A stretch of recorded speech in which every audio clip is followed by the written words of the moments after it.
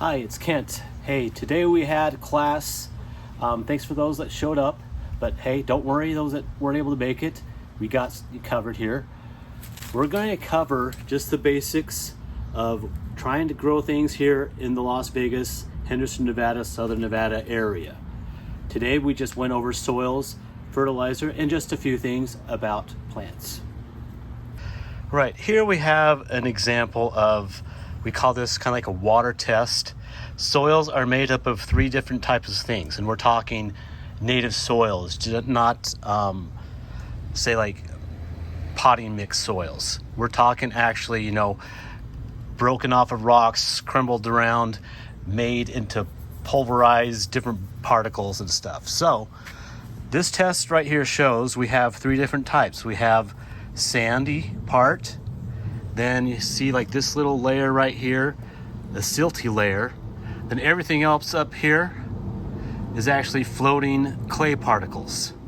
Then right above that, that's an organic layer. I actually added this organic layer on top after putting in our terrible soils that they have us trying to grow things here in Southern Nevada, which doesn't work. So that's what we're missing, is organic material in our soils.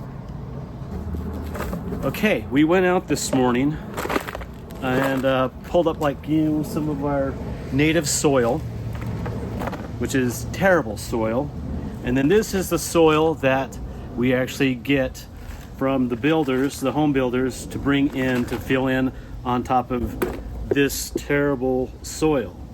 So they add terrible soil on top of even more terrible soil. That just doesn't work, does it? Let me show you. All right, so what we can do, this is actually peat moss. We can add that into our soil or add that into a potting mix along with other types of material like say perlite or even pumice to help with the drainage. Even vermiculite is actually used, but just a little bit more expensive. Or if you actually want to, this is actually my compost. Just taking stuff from say like leaves, not really throwing away the leaves when they drop their leaves in the fall. Then also like other things, you can use grass clippings, anything plant organic based. You want to stay away from any type of animal products when you are composting. And just to finalize with the soils, this is actually clay soil that grows down at like say the dry lake bed over by Boulder City. That definitely has drainage issue problems. So when you add anything organic like this into there, it'll actually clump up better and will actually have better drainage. An example of say like, if I had a really sandy soil which doesn't hold the nutrients like how say a clay soil would, if I add organics into that, it will actually help hold the moisture and be able to have a place for the nutrients to be able to exchange to the plant a lot better than a sandy soil. You can use pre-mixed type of potting mix. I like using the Dr. Q's, but then I also always mix some perlite with it. They do have their own potting soil mix, which I've actually used.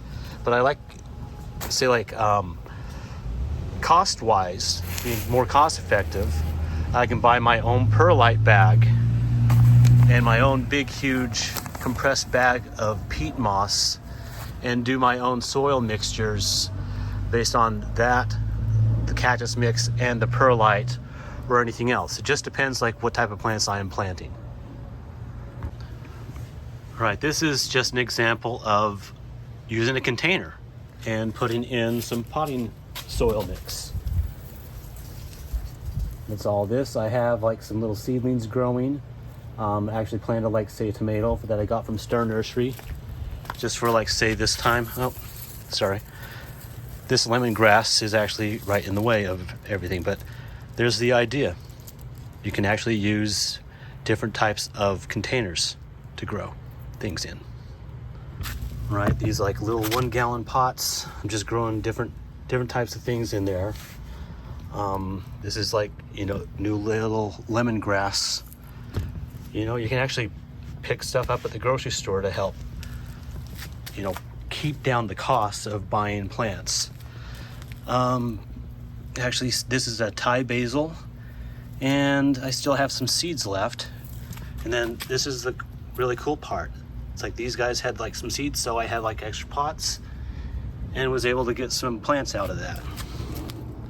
All right, then we go on to fertilizers, because since we don't have that much organic matter in our soil, we need to supplement with fertilizer.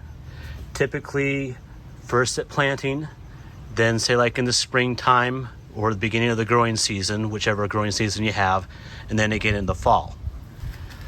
Right here, we have different types of organic type of fertilizers. Fish and guano, smells delicious. And then this one you actually mix with water and then just apply it as a drench on top of the soil by the plants. Blood meal, that is also another organic one. Then you notice like these numbers here. Let me just explain more about the numbers. All right, numbers on fertilizer. We're not paying attention to the name. We are paying attention to the numbers. First number is nitrogen. Second number is phosphorus. Third number is potassium. Oh, and then there's actually more micronutrients listed all along here. And then down here is like the suggestions of when to fertilize. So you have 6% nitrogen, 10% phosphorus, 6% potash. So nitrogen is used for the greening and the growing of the plant. Phosphorus is used for like say the flowering and root development of the plant. And then potassium is used for the structure of the plant and actually the overall health of the plant. Then all the other micronutrients are used for different purposes. But this is like actually a fairly good complete fertilizer that you would use. All right, you also have fertilizer that is available in liquid form.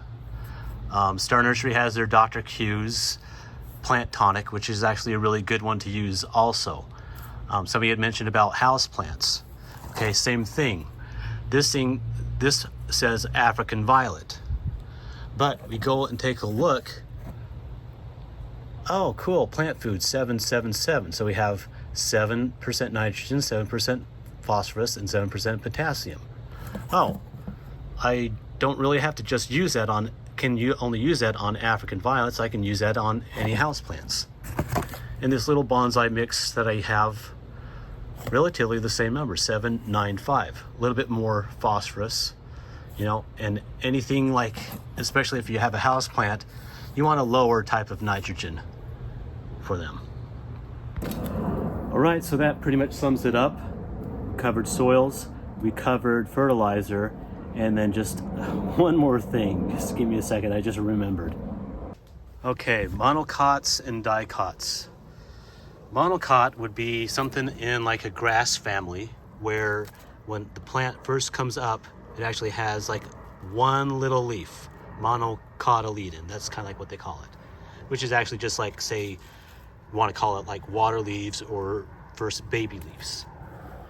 Dicots come out with dicot, which means 2 cotyledons. So we know that they will grow differently from each other. Okay, well, I hope that helps out. Next week we're going to be... Hi!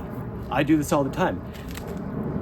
Well, I hope that helps out. Gets you kind of like a really quick